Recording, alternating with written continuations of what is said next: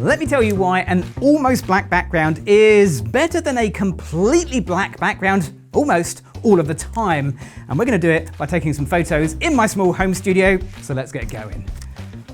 To help me out today, I've got the amazing Charlotte. Charlotte's going to be the model for this photo session, and as you can see, she is dressed in black against a black background. And if I just use one light to light Charlotte coming in from the side, that pure black background means that she is completely disappearing into it. Well, I'm going to show you how to fix that in two separate ways, and if you stick around to the end, I'll show you how to take the same technique and really make it a bit more creative.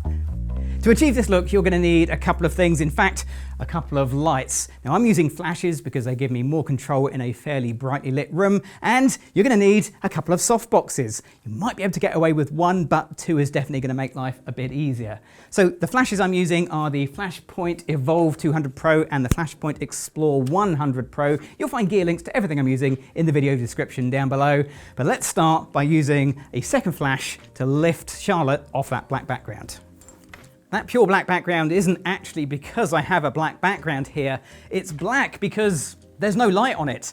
Black backgrounds are just the absence of all light. So if you put some light, it's going to lift from black to grey.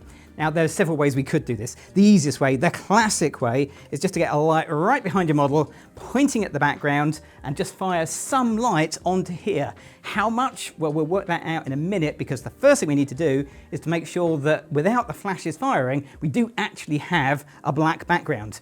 So my camera settings are going to be ISO 200, which is the native ISO for my camera. Yours might be slightly different. And I want to be almost wide open, f1.4, which means I should get a nice blurry background when we put some light on it. And then my shutter speed. Well, usually I'd work at my flash sync speed. But look at the bottom. Can you see that little minus number going up? That's telling me that I'm underexposing the room. And when I hit -3 and it starts blinking, that tells me it's more than 3 stops underexposed. And if I take a test photo, that's borne out by the results. As you can see, that black background is showing me black.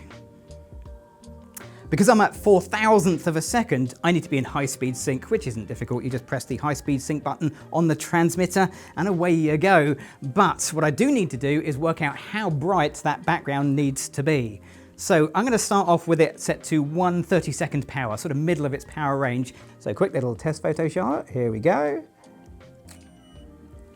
And as you can see, the background is, well, still very, very nearly black. And I'm going to work my way up, one stop at a time. So now 1/16th power, same picture, more or less. And then 1/8th power. And at that point, I think the background is just a little bit too bright. Remember, we're just trying to put an almost black background in here, not a really lit background. So maybe we'll just dial it down. In this case, 1/16th power feels about right. There's another way you can use this second light to lift the black background into something not black, and that is to make more of a graduated effect. So I've changed from a bare flash to one with a strip box. This is the 12 by 36 inch strip box, and that's super useful because being a flat edge, I can get it right up against this background. So I'm going to bring it back here somewhere. We're going to lift it up, something like that, and try and angle the whole thing down a little bit. And what should happen in my mind is that this should cast a nice little bit of light just graduating down across the background. Let's do a quick test photo. Same settings, nothing's really changed as far as the lighting on Charlotte goes. But, well, the light did actually flash, but as far as I can tell, it's still a black background. And I'm just going to put it straight up to full power, because if it won't work at full power, we'll need to think of something else entirely. So quick little test photo. I'm hoping this is going to be too bright. Yes, it is. That's a good sign, because now I can work my way down in power. So half power and then 1/4 power. And I think we're probably going to be closer to half power for this particular setup. Now, the position of this light is kind of important, because you'll notice it's on the opposite side to the key light. And that's because with a little bit of tweaking, I can actually get it to do double duty. So if I move it just a little away from the wall, it's still going to light this wall, but also some of the light can light Charlotte's hair and give her a little separation that way too. So that's this setup ready to go. So Charlotte, are you ready? Let's take a few photos like this. Here we go.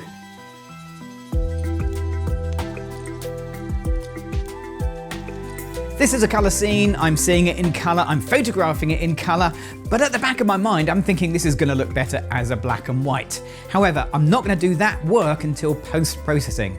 If you're using RAW like me, then you can choose colour or black and white later, but if you're on a JPEG image, if you make it black and white now, there's no going back to colour in the future. So always work in colour and change it to black and white later.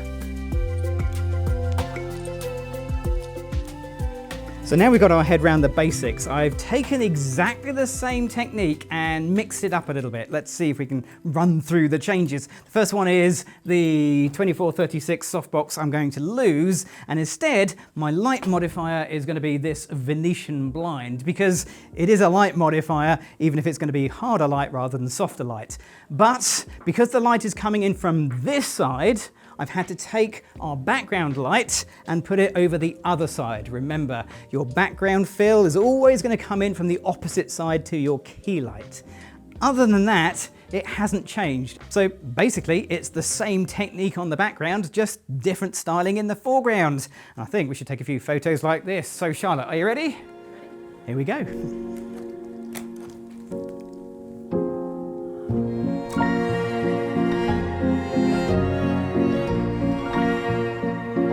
A dark background like this adds a load of mood to the scene, but putting a little bit of light on that background increases the perception of depth in the image that would be lost if it was completely black.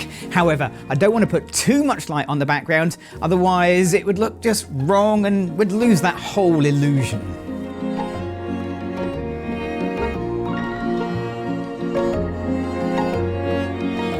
The style of photography we've been doing here can be described as low-key, and that's not because we've got a dark background, it's because we have dark tones as the majority. In fact, you don't actually need a black background to have a low-key picture, it just needs to be dark.